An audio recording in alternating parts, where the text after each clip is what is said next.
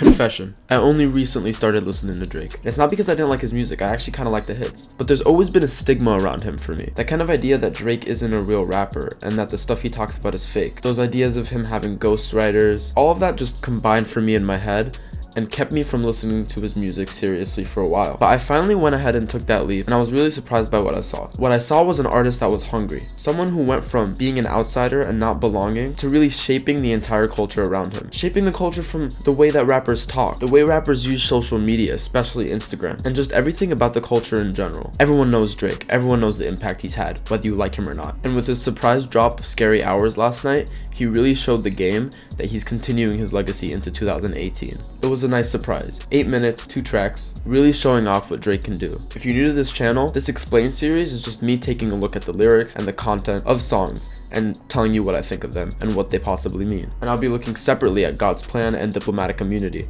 So I'm gonna start with this analysis by looking at God's Plan, the first song off of this single. God's Plan is a discussion of Drake's fears and hopes. The fears and hopes he has for his future, and he also reminisces about his past and where he's from. He also discusses the way he's been forced to operate socially, the way that his trust has been battered by people who try to first get close to him just to gain something for themselves. The whole theme behind the song is that he says it's God's plan for him to have brought this far. And so looking ahead at the struggles he knows he has to face, with everyone trying to bring him down, he knows that God still has his back and will bring him even farther than he has been before. He also details how God has had his back in the past by shouting out people who have helped make his career the way it is, and being thankful that he even met them in the first place. And that's why it's a feel-good track. It's just Drake basically saying, although everyone's been trying to do bad things to me, I've made it this far so I know I could keep going. And he doesn't just plan to survive. He argues throughout that he knows that he could thrive, and he could do it even better than everyone else and be on top of the rap game. Just one more short plug. If you guys want to go check out my Instagram, Snapchat, and Twitter so you could stay updated on all things about me and all things about future videos, go do that.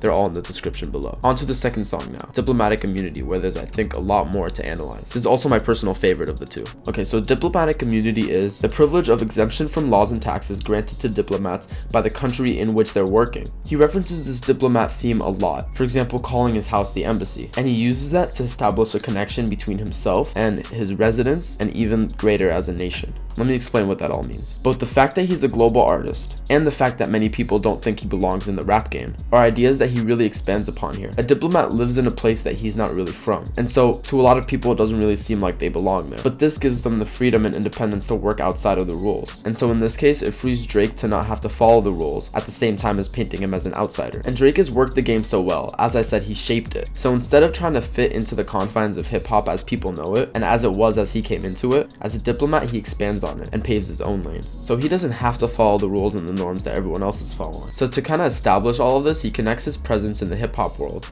to his own new Toronto mansion.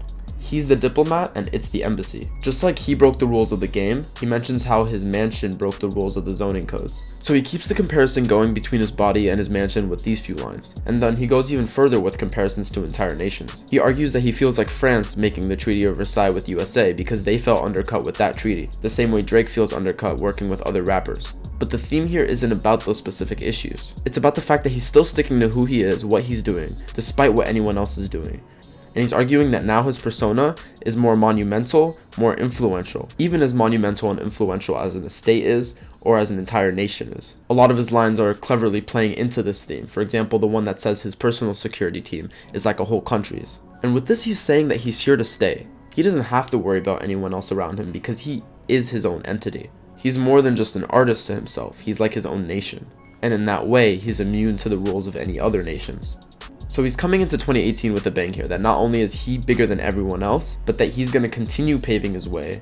He's going to continue changing the game, and he's going to continue not worrying about what anyone else is saying. That's the message he breaks into 2018 with. What did you think of my analysis? Is it or is it not Drake's year? Leave your thoughts in the comments below, and if this video gets big enough, I'll do a comment reading video. So if you liked it, please leave a like below. If you didn't or you have something to talk about, leave it in the comments below. Thanks for watching this little short thing. I hope you enjoyed it.